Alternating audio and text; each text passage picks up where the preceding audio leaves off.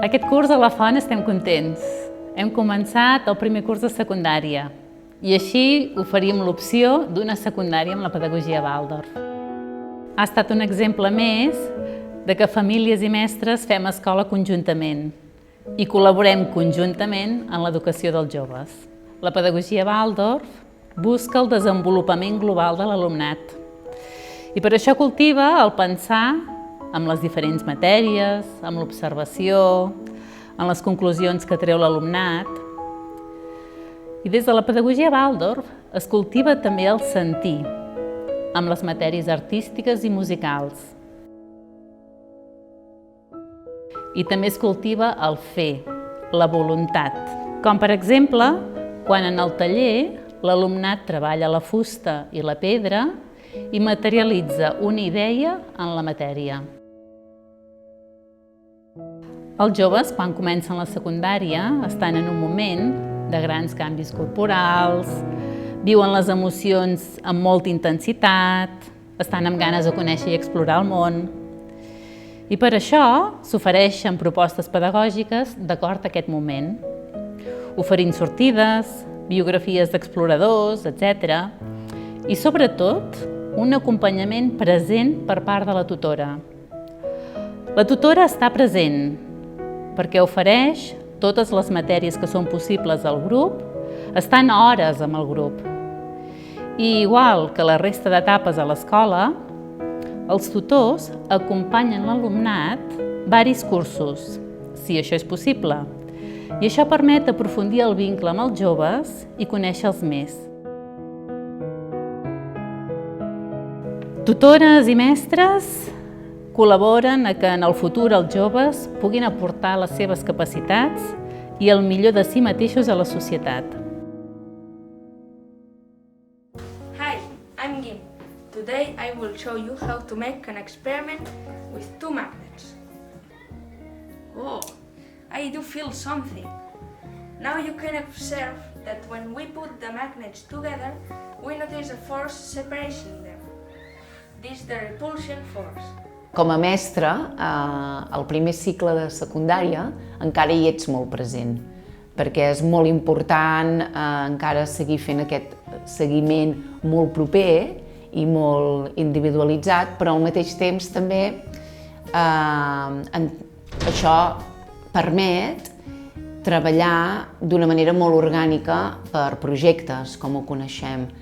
A partir de la tasca que es fa a les matèries centrals, a la primera part del matí, llavors vaig enllaçant amb totes les altres matèries, encara que siguin d'altres especialistes. El fet de poder-hi ser molt present facilita que de manera molt orgànica i espontània es puguin establir aquestes connexions i emergeixin projectes que alguns ja s'havien planificat, però també que emergeixen projectes que es veuen en el moment i que després pots anar creant d'una manera més viva i com més significativa. També el paper de la mestra en aquesta primera etapa de secundària està molt vinculada al vincle que es genera amb l'alumne, amb les famílies. És un contacte molt diari, que entrellaça també no només matèries, sinó allò que treballes a l'aula amb el que coneixem com a avaluació, però una avaluació molt qualitativa i molt quotidiana que vas posant en contrast ara ja amb l'alumne, que a secundària ja entra més dintre del seu procés més actiu d'autoavaluació, i també en contrast amb la família, d'una manera que per les dimensions familiars i reduïdes que tenim ens és possible fer-ho de manera més seguida. Una de les coses que m'ha agradat més seguir avançant amb els alumnes i seguir explorant és tot el que té a veure amb l'educació a l'aire lliure, que és un tret comú de l'escola, però sí que ara a secundària i en aquest primer curs seguim la tradició que ja vam començar l'any passat a sisè, de cada divendres sortir a fora. I sortir a fora vol dir sortir a la natura, vol dir sortir a la ciutat, vol dir anar a buscar l'impacte de la trobada, en el sentit del valor pedagògic que té quan et trobes amb una persona i quan et trobes en un lloc.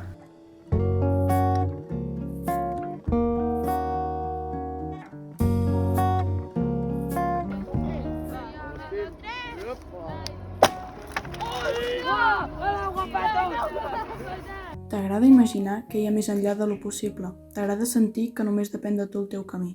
T'agrada jugar a entendre el món. T'agrada sentir que ets invencible, perquè només així sents que no et descarrilaràs.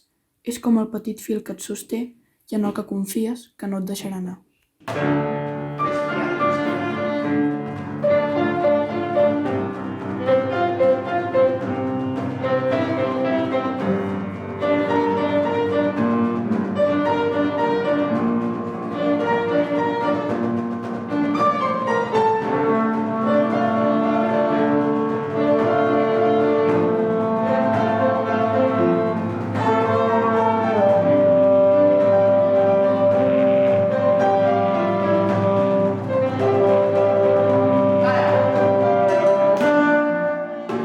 Esteu convidats a venir a conèixer-nos.